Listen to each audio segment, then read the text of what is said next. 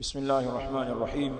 الحمد لله رب العالمين، وبه نستعين على أمور الدنيا والدين، والصلاة والسلام على أشرف الأنبياء والمرسلين نبينا وحبيبنا محمد وعلى آله وصحابته الكرام أجمعين.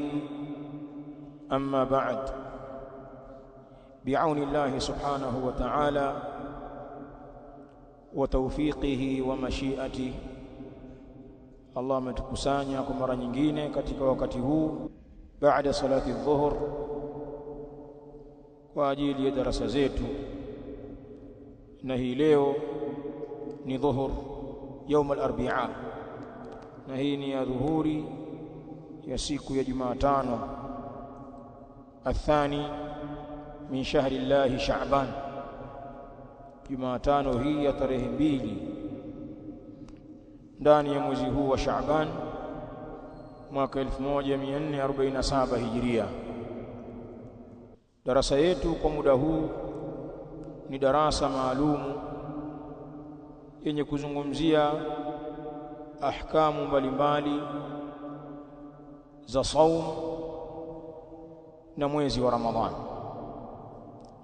Tunaisoma darasa hii kupitia kitabu Ithafu Ahli al-Iman bidurusi shahr Ramadhan, risala iliyoandikwa na mwanawachuoni katika zama zetu, min kibari ahli al-ilmi fi hadha al-asr, miongoni mwa wanawazuoni wakubwa waliohai katika zama hizi, na kwa sasa ndiye al-mufti al-am للمملكة العربية السعودية, kwa sasa ndiye mufti mkuu wa nchi ya Saudi Arabia, fadilatu الشيخ العلامة صالح ابن فوزان ابن عبد الله آل فوزان حفظه الله تعالى ومتعه بالصحة والعافية. darasa hii tulianza jana kwa kuanza darasa ya kwanza, الدرس الأول في بيان متى فرض صوم شهر رمضان على الأمة. darasa ya kwanza katika kubainisha ni wakati gani ilifaradhishwa funga ya mwezi wa Ramadhani juu ya umma huu. Tukasoma maelezo ya jana, na bila ya shaka mnayakumbuka wasomaji. Sheikh akaeleza hapa kwamba ibada ya saum ya Ramadhan ni ibada kongwe,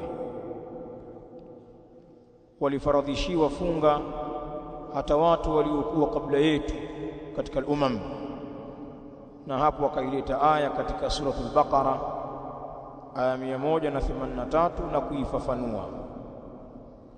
Ufafanuzi wa aya hii unaendelea.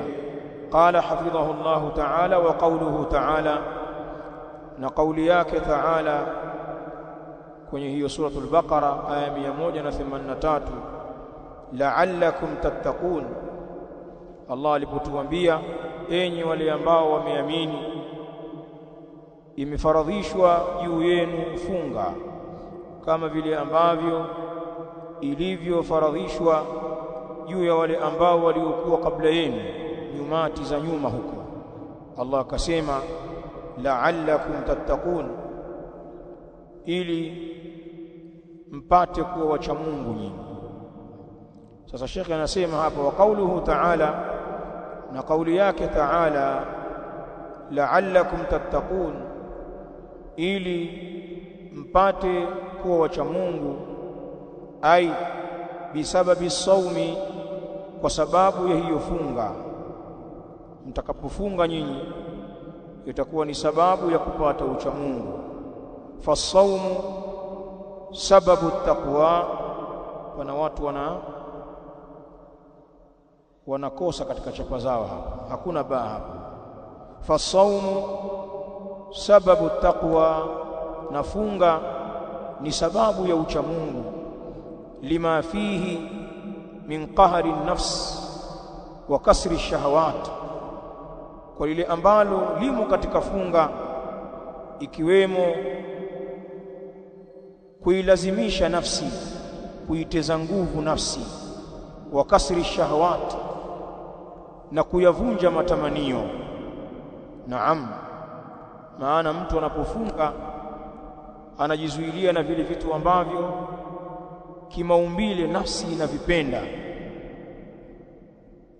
kalakl, kama kula, wa shurb, kunywa, kadhalika ashahwa, matamanio ya mwili wako unajizuilia, na wake zako, ni vitu ambavyo nafsi inapenda. Na si kwamba huna vitu hivyo, unavyo. Chakula unacho, vinywaji vipo, mke huyo hapo unamuona, lakini kwa ajili ya ibada unaikandamiza nafsi kwa kipindi fulani, unajizuia na vitu hivyo bila kulazimishwa na mtu wala kushikiwa bunduki. Umeamua kutekeleza ibada hii, hiyo ni sababu ya kupata uchamungu. Ndio anasema fasaumu sababu taqwa, nafunga ni sababu ya uchamungu, lima fihi, kwa lile ambalo limo ndani ya funga, min qahari nafsi, katika kuiteza nguvu nafsi, wa kasri ashahawat, na kuyavunja matamanio. Ndiyo maana ikawafunga ni sababu ya kumcha Allah. Wafungaji wanaibuka na neema hiyo ya uchamungu. Kisha shaka nasema wa qauluhu ta'ala, na kauli yake Allah ta'ala, faman kana minkum maridan au ala safarin fa'iddatun min ayamin ukhar. Al-Baqara aya 184. hamna nyinyi tab'atun qadimatun, asimtavumilia tu. Wa qauluhu ta'ala, na kauli yake Allah ta'ala, kuna watu chapa yao ina ziada hii, faman kana minkum maridan au ala safarin fa'iddatun min ayamin ukhar, na yule ambaye amekuwa miongoni mwenu ni mgonjwa. Faman kana minkum marida, na yule ambaye amekuwa miongoni mwenu ni mgonjwa, au ala safarin, au amekuwa katika safari akashindwa kufunga kwa sababu ya ugonjwa, kwa sababu ya safari, Allah anasema fa'iddatun min ayamin ukhar, basi na kulipiza saumu alizofungua ni katika masiku mengine, ay ghairi ayami maradhihi wa safarihi, yasiyokuwa yale masiku ya maradhi yake au safari yake. Ukishapona ukarudi katika mji wako utalipa. Sasa hii sehemu ya aya katika suratul Baqara, aya ya 184, na aya imeanza ayyaman ma'dudat. Hayo ni masiku yenye kuhesabika, masiku machache.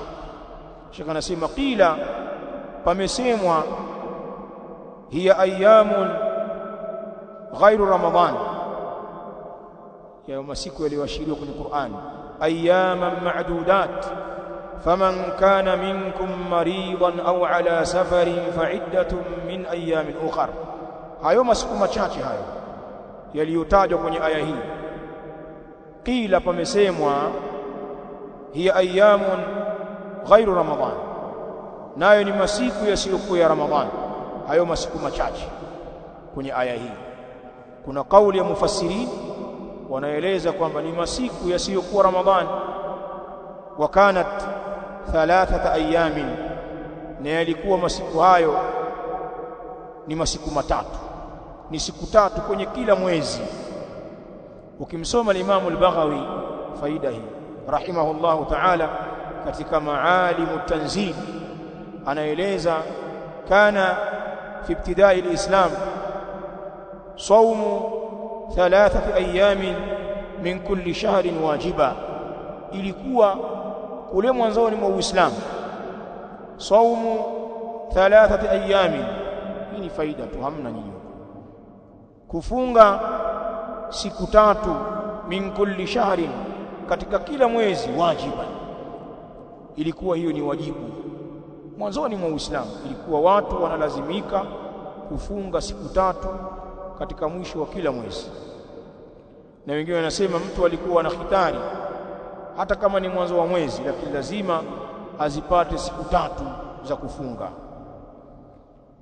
Sasa ndio baadhi ya mufassirini wanasema ndio muradi wa kauli yake Taala, ayyaman ma'dudatin. Na hayo ni masiku machache, yani siku 3 za kufunga katika kila mwezi. Hii ni kauli ipo, na ndio Sheikh Fauzan anasema qila, pamesemwa hiya ayyamun ghairu Ramadhan, hayo masiku machache ni masiku yasiyokuwa ya Ramadhani ambayo watu walikuwa wakiyafunga. Wa kanat 3 ayyamin, na yalikuwa ni masiku, na zilikuwa ni siku 3, yani min kulli shahri. Wa qila, na pamesemwa, hii pia mna hiyo mnayo, na qila nilichokosa ni ile aya, si ndio? Wa qila, na pamesemwa hizi ayyamu ma'dudat hiya ayyamu Ramadhan, masiku machache hapo ni masiku ya Ramadhani na si masiku mengine. Muradi hapo ni yale masiku ya mwezi wa Ramadhani. Hii ni kauli pia, li'annahu bayyanaha fil ayati allati ba'daha, kwa sababu Allah subhanahu wa ta'ala ameyabainisha masiku hayo katika aya ambayo imekuja baada yake aya hii. Ukisoma aya ya 185 imeleta ubainifu biqaulihi, ameyabainisha masiku hayo kwa kauli yake, shahru ramadhana alladhi unzila fihi alquran.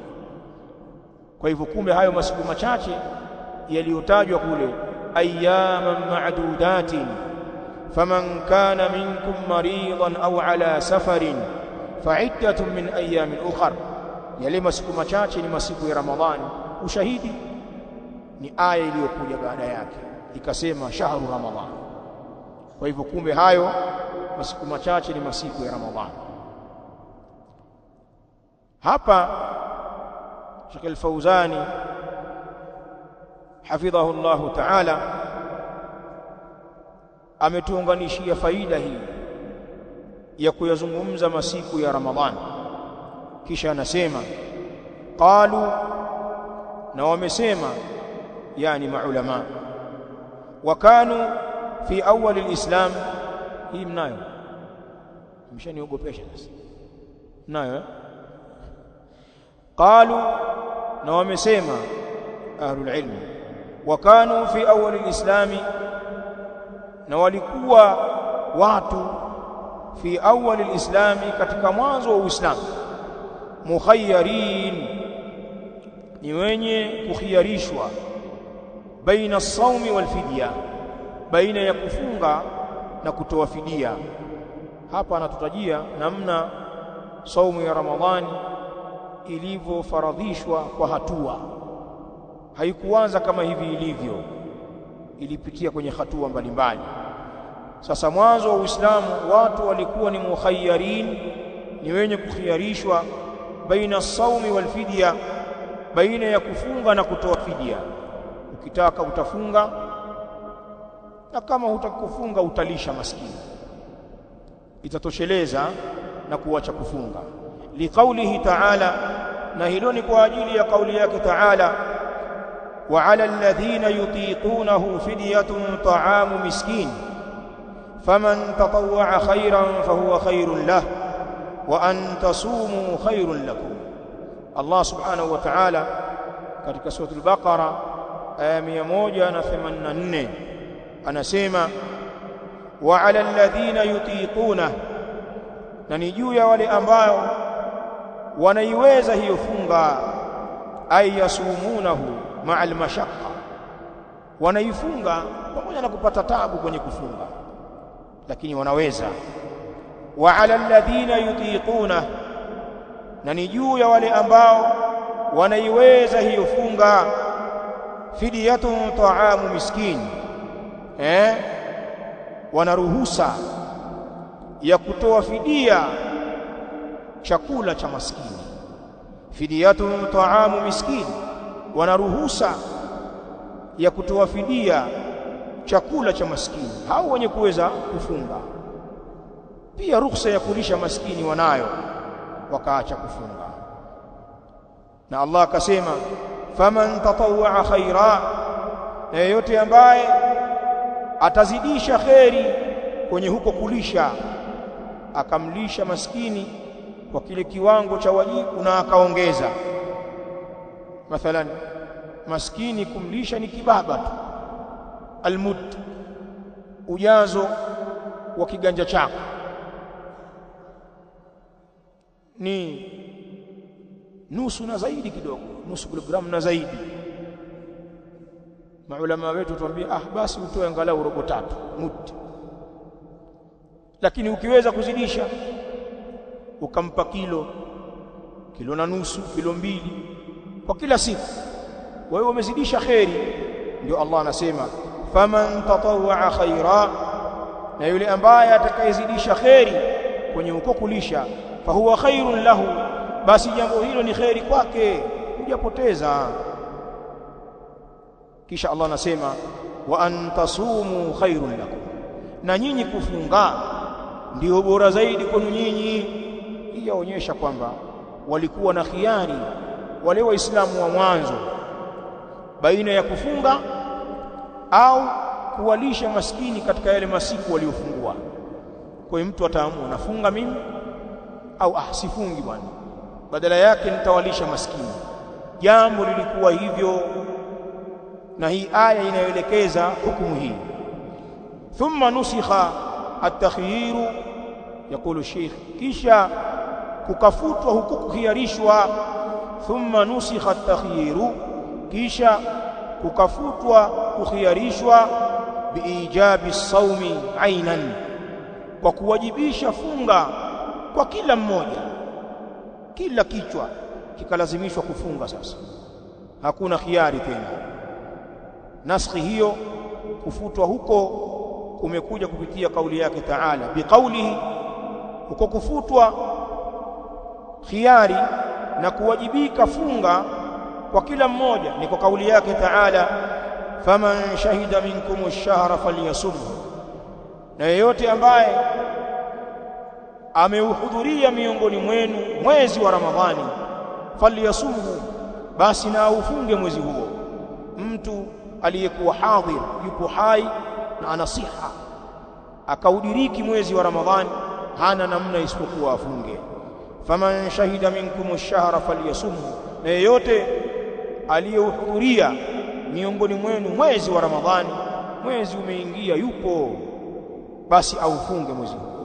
Hapo tena hakuna mambo ya kulisha, muda wa kuwa uwezekano wa kufunga unao, ni kufunga tu.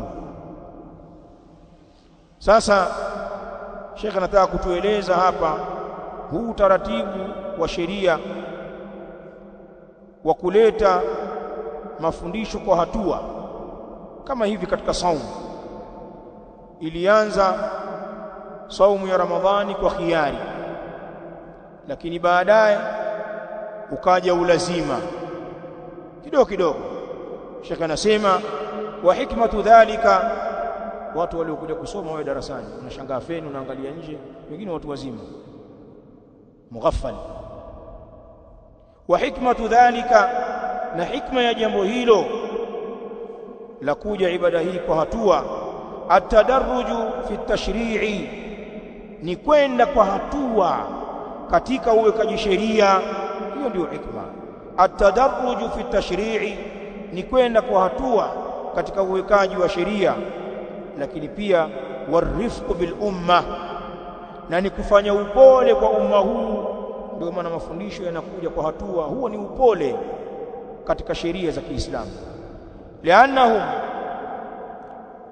lamma lam ya'lifu as-sawm, kwa sababu hakika wao hao watu katika umma huu, liannahum, kwa sababu hakika wao watu, lamma lam ya'lifu as-sawm, pale ambapo hawakuizoea funga, watu walipokuwa hawajazoea kufunga, kana ta'yinuhu alaihim ibtidaan, fihi mashaqqa, basi ilikuwa kuilazimisha hiyo funga juu yao ibtidaan, mwanzo tu wa jambo, fihi mashaqqatu, kuna ndani yake tabu.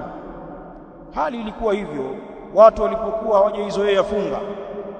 Sasa kule kuiainisha, kuilazimisha funga juu yao mwanzo wa jambo, ndani yake palikuwa na mashaka. Kwa kulichunga hilo sasa, fakhuyiru bainahu wa baina alfidyati awwala, basi wakakhiarishwa watu baina yake huko kufunga na baina ya kutoa fidia mara ya kwanza. Ikawa hali ni hiyo, jamani, anayetaka afunge, asiyetaka alishe maskini. Thumma lamma qawiya yaqinuhum, kisha pale ambapo ilipokuwa na nguvu yaqini yao, watma'annat nufusuhum, na zikatulizana nafsi zao, wa alifu sauma, na wakaizoea funga, kwa maana imani zikapanda, nafsi zikatulia, dini ikawa imekolea, na wakaanza kuizoea funga. Wajaba alaihim saumu wahdahu, kukawajibika juu yao kufunga peke yake, ikawa kwa mwenye kuweza kufunga hakuna kulisha tena. Unaona hatua hizo? Hii ndio dini ya Kiislamu. ولهذا نظائر في شرائع الإسلام الشاقة، نلنا jambo hili mifano.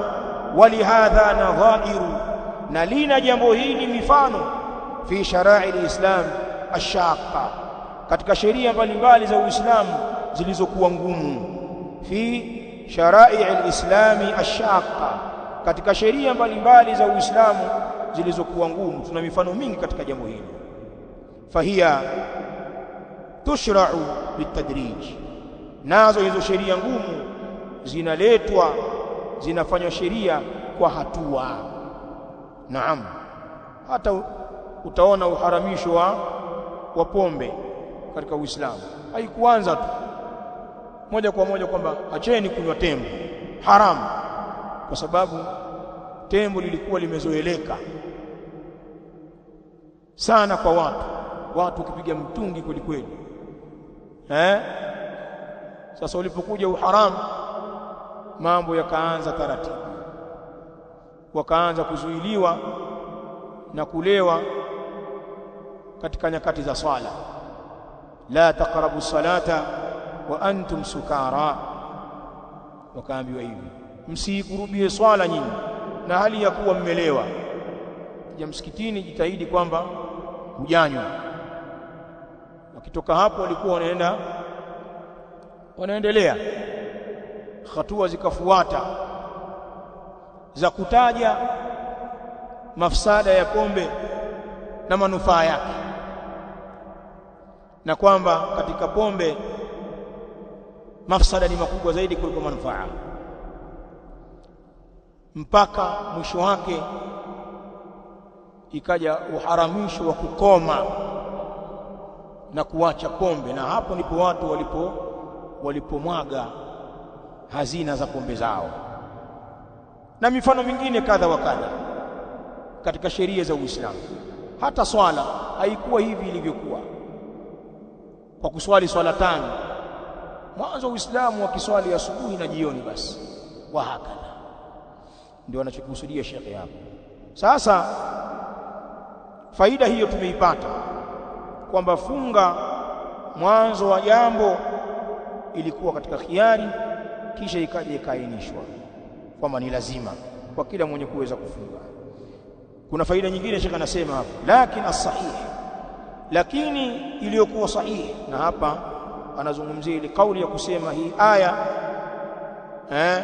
wa ala alladhina yutiquna, kwa maana imefutwa moja kwa moja na kauli yake Taala, faman shahida minkum ash-shahra falyasum.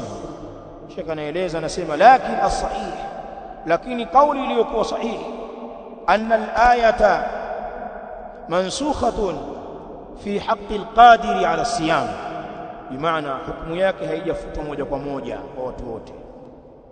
Lakini iliyokuwa sahihi, anna al-ayata mansukhatun kwamba hakika hii aya ni yenye kufutwa fi haqqi alqadiri ala siyam, katika haki ya yule ambaye mwenye kuweza juu ya kufunga.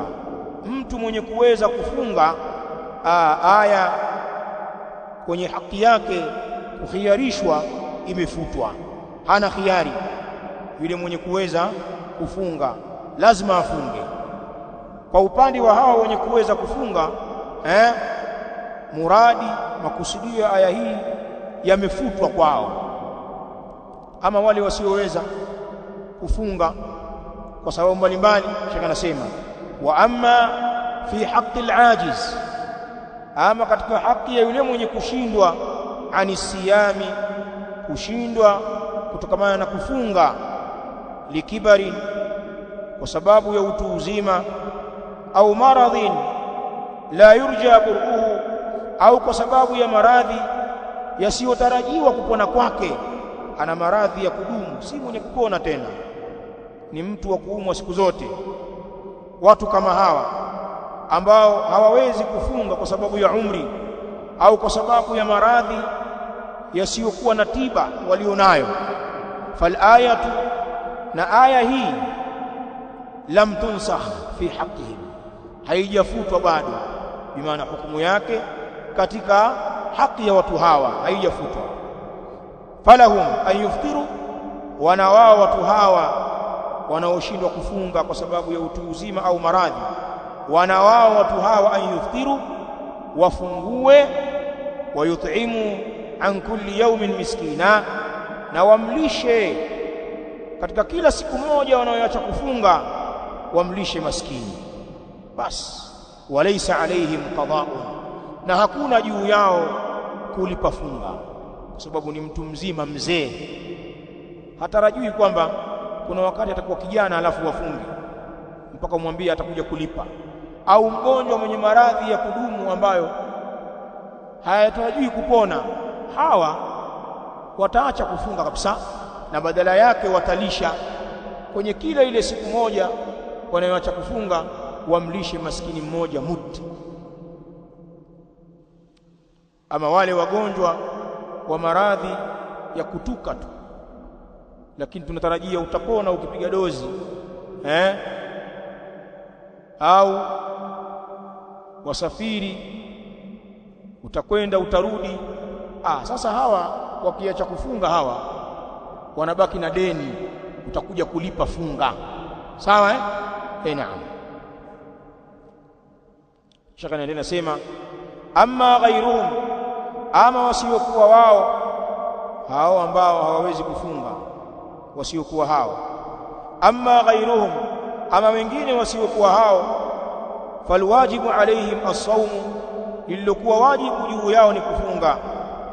Faman aftara limaradhin aridhin, na yeyote atakayefungulia kwa ajili ya maradhi ya kuzuka tu, maradhi ya mpito, au safari, au kwa ajili ya safari, kasafiri lakini atarudi, akafungua kwa ajili hii, fa innahu yajibu alayhi alqada'u, na kwa hakika kunawajibika juu yake kufunga, liqaulihi ta'ala, kwa ajili ya kauli yake ta'ala, faman shahida minkum ash-shahra falyasum, yeyote ambaye amehudhuria miongoni mwenu mwezi wa Ramadhani na ufunge.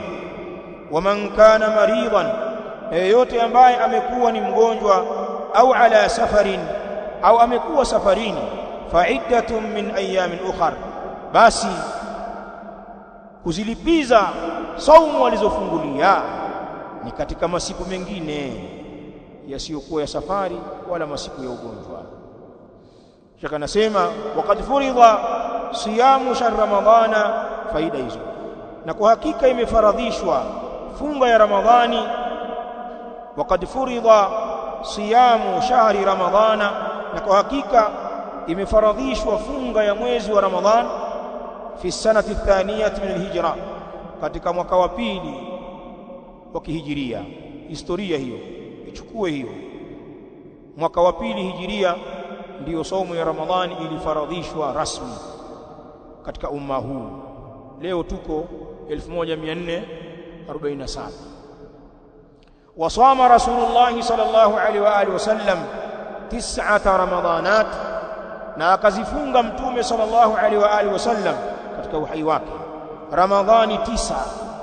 Mtume sallallahu alaihi wa alihi wasallam alifanikiwa kufunga Ramadhani 9.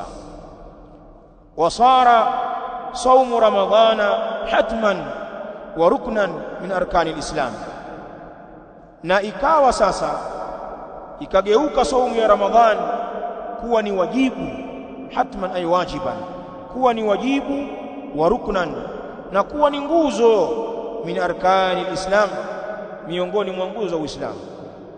Faman jahada wujubahu kafar, na yeyote ambaye ataukanusha uwajibu wake hiyo funga ya Ramadhani anakufuru. Ukisema kwamba bwana sio lazima kufunga, kama unaweza kufunga haya lakini si lazima, ukikanusha uwajibu wa funga fa anta kafir, wewe ni kafiri kama kafiri wengine tu. Ukajiambia kwa kimwili hiki sasa mfunge jamani, si lazima bwana, mimi mwenyewe nimeshachoka kadha wa kadha, labda ufunge kwa ajili ya diet. Maana pana watu wengine ibada hii wanataka kuichafua kwa sababu ya upumbavu wao, kwa sababu ya maradhi yao. Wanaona Ramadhani ni sehemu ya mazoezi, ni sehemu ya kumtii Mola wetu. Sisi tunatekeleza ibada, hata kama ingelikuwa hatuumwi, hata kama ingekuwa hatuna cholesterol, tungefunga tu. Sisi hatufungi kwa ajili ya diet. Sisi hii ni ibada. Sasa hakuna ubaya kama kuna mambo yenye manufaa kwenye kufunga, ikiwemo siha na kutengeneza shepu, unaona bwana, ukawa modo na nini, haya ni katika faida za ziada hizo. Lakini pia tuna ruhusa ya kufunga na jua likizama tukapiga mapochopocho, tukala futari za maana. Kama waogopa visukari, waogopa kufa, shauri yako bwana. Sisi tunakula halala, tusiharamishie supu bwana. Tusipige supu bwana, tusipige makaimati, vibibi vya nazi, unatuambia cholesterol. Wewe fanya ibada, utakufa tu bwana, usitukataze bwana, kwa sababu wewe umeumwa. Pana wazee wetu wamekula mpaka wamekufa. Kwa hivyo si mambo ya diet, hii ni ibada. Na kuna wengine bwana wamekuwa na mambo haya ya kidayati haya mpaka wamekuwa mabakhili. Yeye hawezi kula ngano, lakini hawalishi watu ngano. Unaletwa futari za mboga kama sungura, ndio mtu anakualika futari zake, mejaza mboga tu hapo, mavitu hayana chumvi. Bwana msizoee mambo ya sukari bwana, mtihani bwana, hebu tupe tule bwana. Roho mbaya tu. Wewe umeshindwa, kwani sisi tumekwambia hatuwezi? Chapati hamna, makuta maandazi hamna. Mambo ya wanga kaka ni mtihani bwana. Msitufanyie hivyo. Kama ni hivyo, waalikeni wenzenu wenye visukari kama nyinyi na mapresha, ndio mwalikane ule huko, mle miba tu basi na mifupa. Imekuwa mialiko ina tabu kweli kweli. Juisi hamna, soda zinafichwa, na soda hii ndio balai. Wewe bwana wewe, hebu tuletee koka hiyo sisi tuenjoy hapa.